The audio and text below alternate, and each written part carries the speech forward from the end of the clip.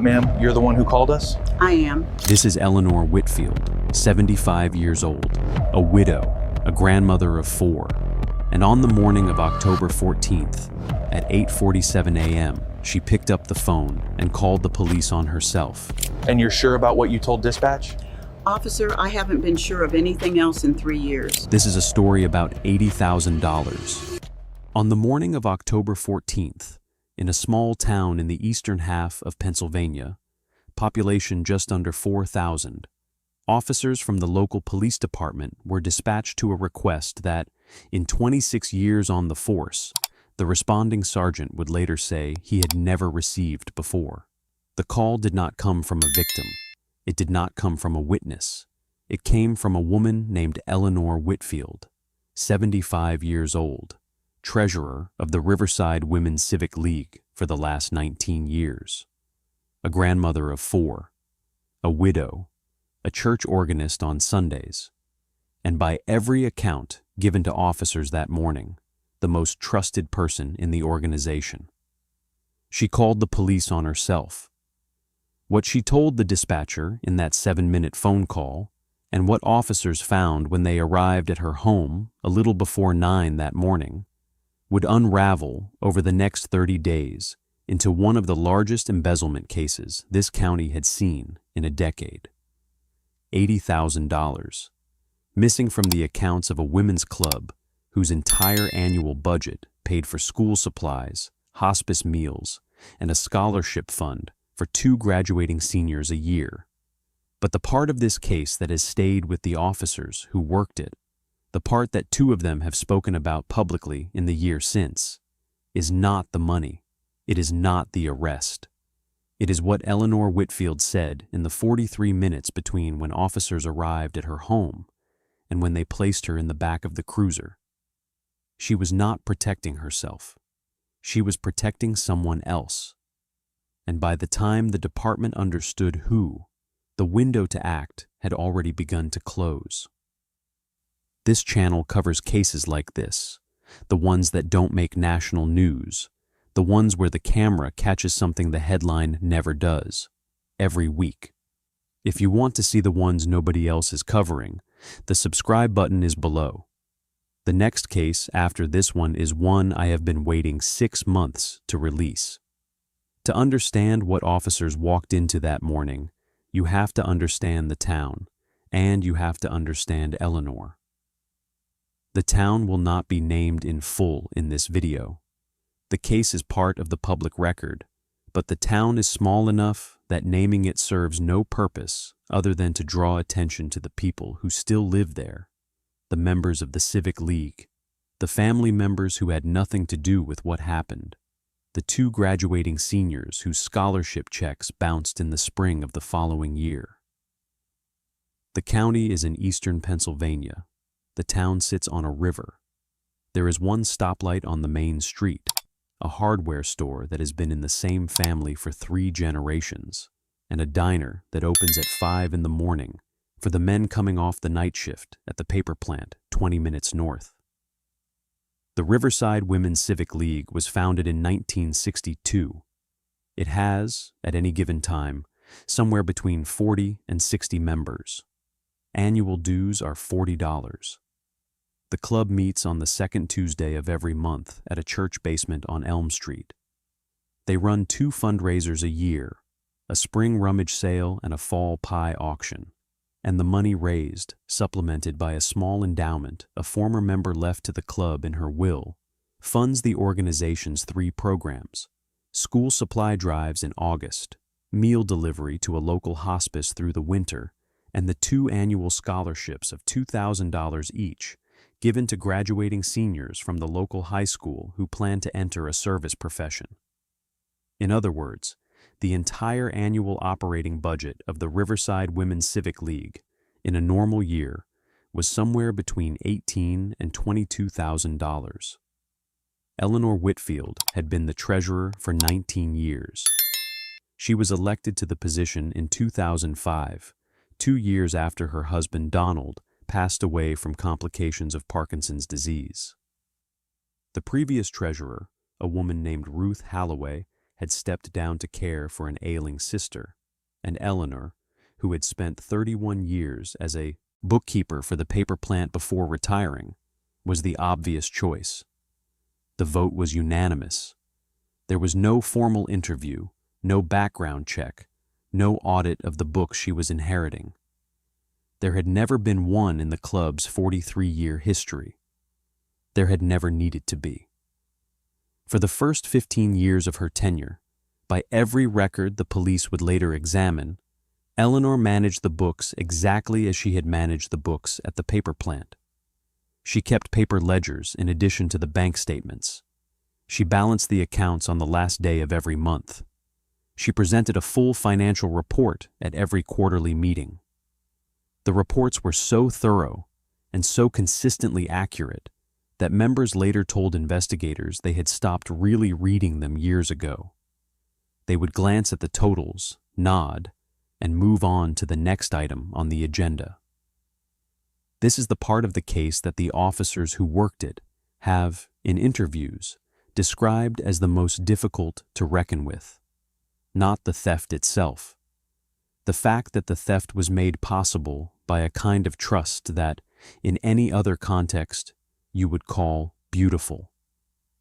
The first irregularity in the books, the first one anyone has been able to identify, appears in February of the 16th year. 3 years before the call to dispatch on the morning of October 14th. It was for $940. But Eleanor Whitfield did not steal $940 from the Riverside Women's Civic League in February of that year. The forensic accountant who later reconstructed the books for the district attorney's office would testify, in a deposition that has since been unsealed, that the $940 was the first transaction in a sequence that, over the next 34 months, would total exactly $79,860. And the reason she took it, the reason the first transaction happened in February of that specific year, is something officers would not learn until they had already been inside her home for almost 40 minutes. The pattern, once it was reconstructed, was almost mechanically consistent. Twice a month, on the 15th and the last day, Eleanor wrote a check to a vendor that did not exist. The vendor was listed in the ledgers as Keystone Office Supply, LLC. The address on the invoices Eleanor had created herself on a home computer, using a template she had downloaded from the internet in January of that year, was a P.O. box in a town 14 miles south. The P.O. box was real. It was registered in her name. It had been opened the same week the first check was written. The amounts varied, but they followed a logic. They were never round numbers. They were never large enough to trigger a question at a quarterly meeting. They sat, almost always, between $900 and $2,800. Office supplies, printing costs, postage for the meal delivery program, a line item for facility maintenance that, on the books, paid for repairs to a church basement that the church itself maintained for free. For 34 months, no one noticed. The members of the Civic League trusted Eleanor. The bank, a small regional branch where Eleanor had banked personally and on behalf of the club for almost 2 decades, trusted Eleanor. The teller who processed most of the deposits and withdrawals was a woman named Margaret Chen, 28 years old at the time, who had grown up in the town and who, in middle school, had been a recipient of one of the Civic League's 2 annual scholarships. Margaret Chen will appear later in this video. Her testimony is one of the reasons the case ended the way it did. The $79,860 was withdrawn, in cash, from the P.O. Box account, in increments small enough not to trigger a federal currency transaction report. Anything over $10,000 in cash, taken out of a single account in a single day, generates an automatic filing with the Treasury Department. Eleanor knew this. She had spent 31 years as a bookkeeper.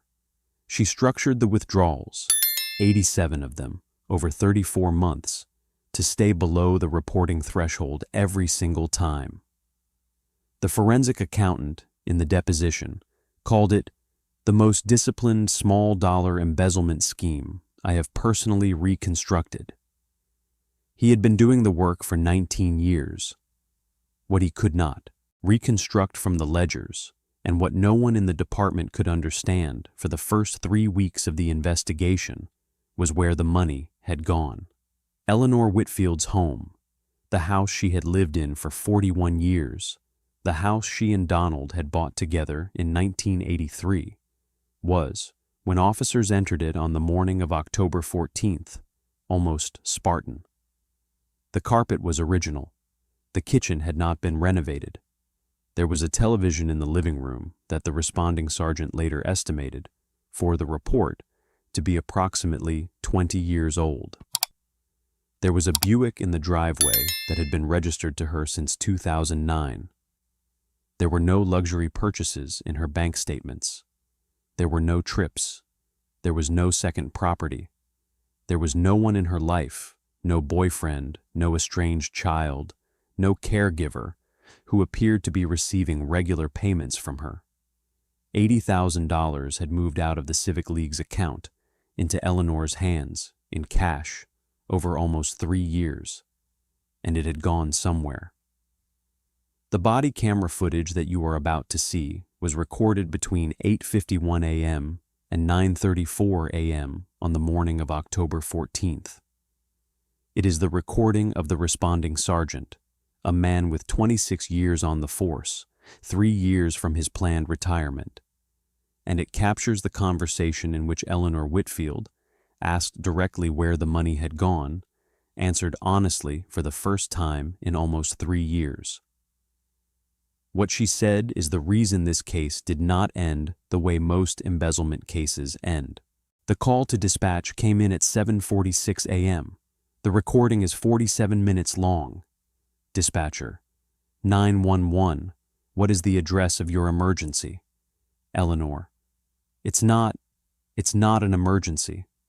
I'm sorry. I didn't know what number to call. Dispatcher: That's all right, ma'am. Are you in any danger? Eleanor: No, I'm not. I need to report something. I need to report myself. Pause. 3 seconds. Dispatcher: Ma'am, can you tell me your name and your address? Eleanor: My name is Eleanor Whitfield. I live at... Address redacted. I have been stealing money from the organization I work for. I have been stealing it for almost 3 years. I would like to turn myself in. I don't know how to do this. I'm sorry. The dispatcher kept her on the line for 41 more minutes. She kept Eleanor talking about her morning, about her late husband, about the cup of tea she was making while she waited, until the responding sergeant arrived at the front door of the house on Linden Street at 8:51 a.m. The dispatcher's name has been withheld from this video. She has not given any public interviews about the call. According to a colleague who spoke to a local newspaper several months later, she stayed on the line because she was concerned, given the way Eleanor was speaking, that Eleanor was planning to harm herself after the call ended. She was not wrong to be concerned. When the sergeant arrived at the house, Eleanor met him at the door in a blue cardigan with her hair set and a manila folder in her hands. The folder contained 34 months of forged invoices, a handwritten confession dated 3 days earlier, and a single piece of paper, folded in thirds, that Eleanor would not let the sergeant read until they were sitting at her kitchen table. The body camera footage begins as the sergeant steps out of his cruiser. You can hear the gravel under his boots. You can hear a dog barking 2 houses down. You can hear the sergeant's own breathing, slightly elevated. He has been on the force for 26 years. He has done thousands of welfare checks, but this call, the dispatcher told him on the way over, is unlike any call he has handled before. The camera shows the front porch, white paint, a little peeling near the railing, a wreath on the door made of dried wheat, The kind you can buy at a craft store in October. 2 pumpkins on the steps. A welcome mat that says, in faded letters, "Bless this home." The sergeant knocks. The door opens almost immediately. Eleanor Whitfield is standing in the doorway. She is 5 feet 2 inches tall. She is wearing the blue cardigan, a white blouse, dark slacks, and house slippers. Her hair is white, set in the soft curl of a Sunday morning. She is holding the manila folder against her chest with both hands, the way you would hold a hymnal. She says, "Thank you for coming. I made tea." The sergeant, and this is on the recording, in his own voice, which is steady but quieter than it was a minute earlier, says, "Mrs. Whitfield, my name is Sergeant, name redacted. Are you all right?" She says, "I'm not, but I will be. Please come in." She steps back from the door. The camera follows the sergeant into the house. The kitchen is at the back of the house. To get to it, you walk through a living room with a brown couch, a coffee table with a single coaster on it, and a framed photograph above the fireplace of a man in a Navy uniform. Donald Whitfield, Eleanor's husband. The photograph was taken in 1968, the year before they were married. In the kitchen, there are 2 mugs on the table. There is a teapot. There is a plate of shortbread cookies, the kind you slice from a roll. There is the manila folder, set carefully in front of one of the chairs. Eleanor sits down. She gestures to the other chair. The sergeant, and this is unusual, this is not standard procedure for what is technically the response to a phoned-in admission of a felony. The sergeant sits down. He will later say, in a deposition, that he sat down because he understood, within the first 90 seconds of being in the house, that Eleanor Whitfield was not a flight risk, was not a threat, and was, in his words, the most prepared person I have ever encountered in 26 years of doing this job. She poured him tea. She poured herself tea. She slid the manila folder across the table. She said, "Everything you need is in there. The invoices, the dates, the amounts, the bank account I opened. There is a confession at the front. I wrote it 3 days ago. I wanted to be sure I could go through with this." The sergeant opened the folder. He has said since that he expected, at this point, to find inconsistencies, embezzlers, in his experience, almost always under report. They confess to a portion of what they have taken, in the hope of negotiating down. He expected to find, perhaps, $20,000 accounted for, maybe 30. The folder accounted for $79,860, to the cent, across 34 months, every transaction, every withdrawal, every fake invoice, documented in handwriting on lined paper, in the same neat bookkeeper's script she had used at the paper plant for 31 years. He looked up at her. He said, "Mrs. Whitfield, where did the money go?" This is the moment, on the body camera footage, where Eleanor Whitfield stops looking at the sergeant. She looks down at the table.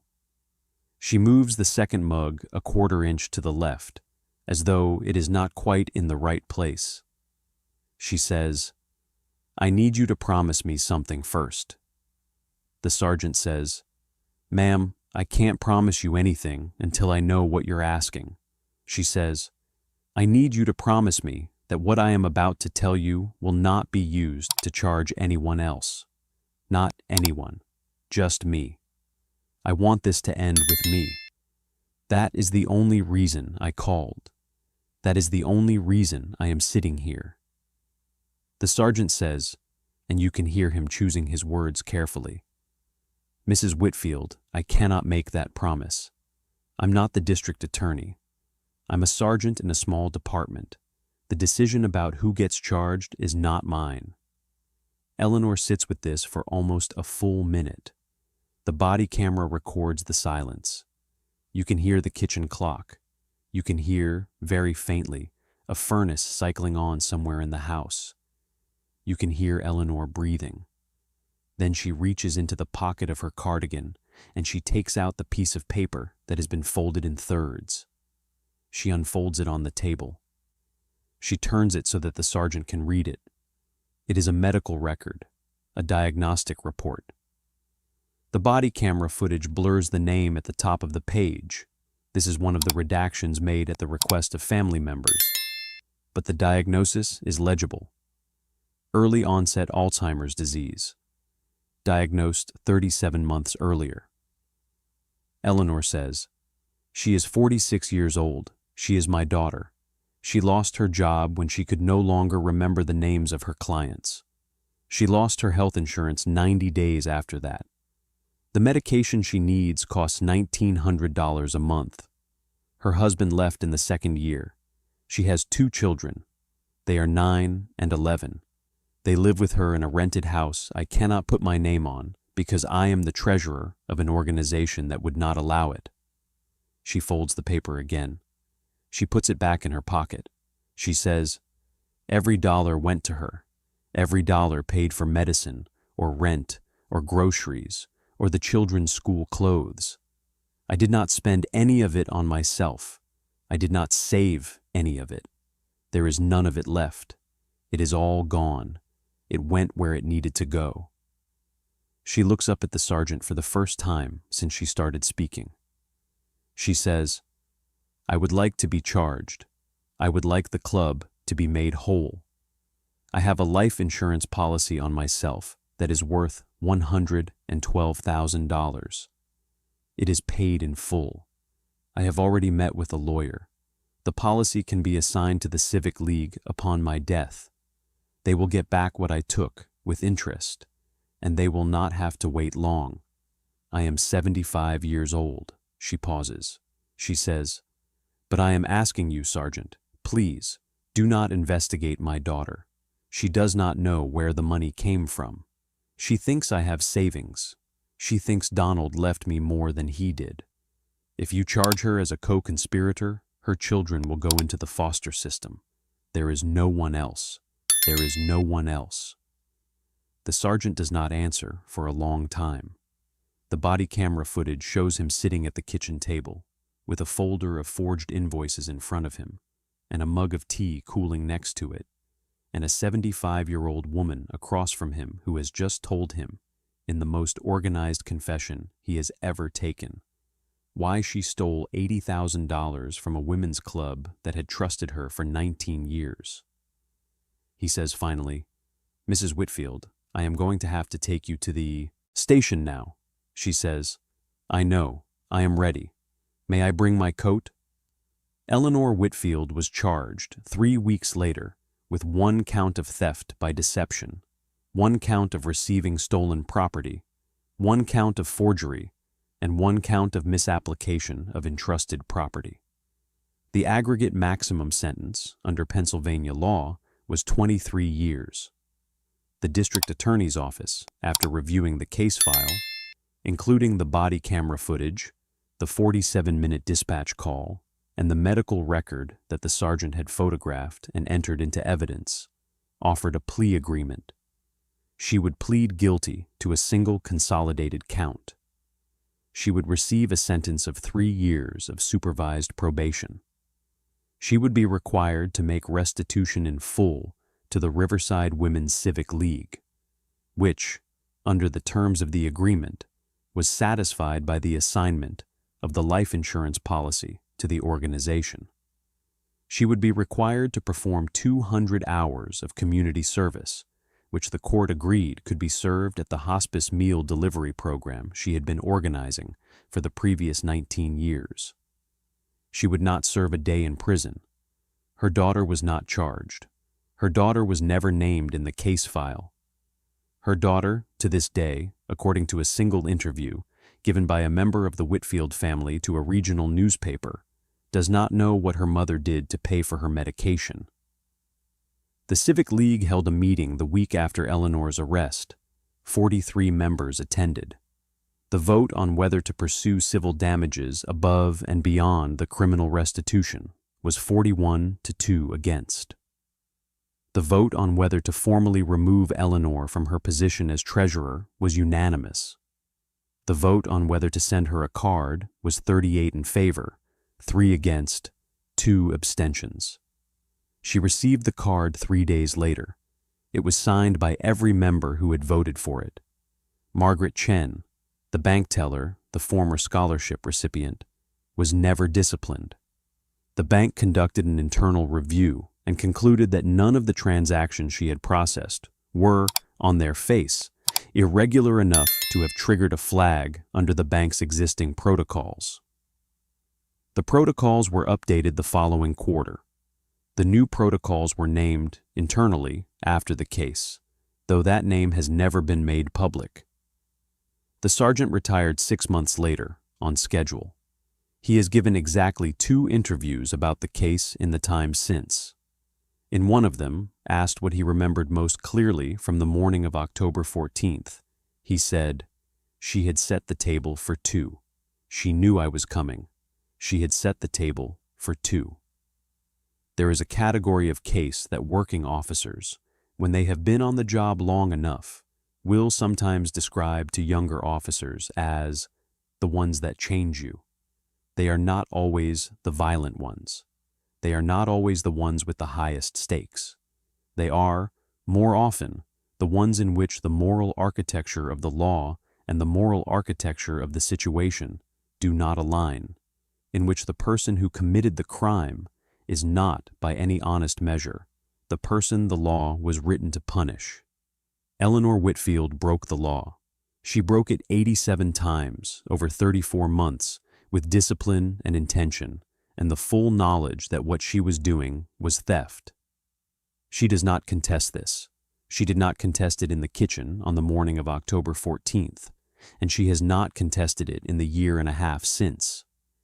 She also, by every account that has been entered into the public record of this case, kept her daughter alive.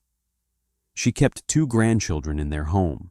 She kept a family from disintegrating in a way that, once it begins, in the experience of every social worker who has ever testified to it, almost never reverses. The Riverside Women's Civic League will receive its $80,000.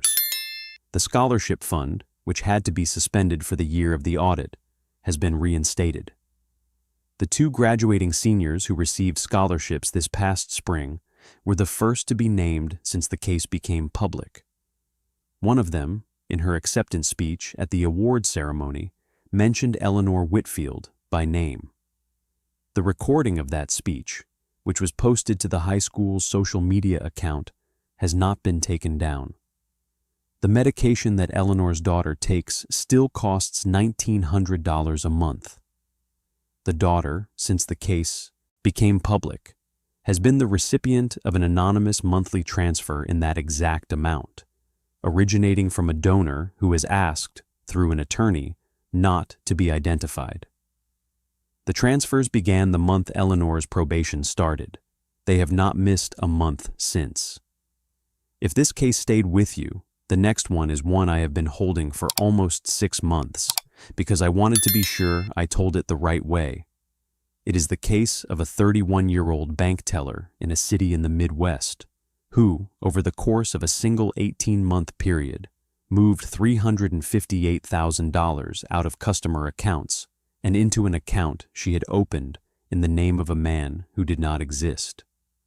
She was arrested in the lobby of the branch where she worked. The body camera footage of that arrest is publicly available. What it does not show, what no public record has yet explained, and what I have spent the last 6 months trying to understand, is why, when the FBI agents arrived at the branch that afternoon, the teller was already standing at the front door with a packed bag, as though she had been waiting for them. If you are new to this channel, the subscribe button is below. The cases I cover here are the ones that do not make the headlines, the ones where the camera catches something the verdict never does. There is a new one every week. Thank you for staying until the end. Most people do not.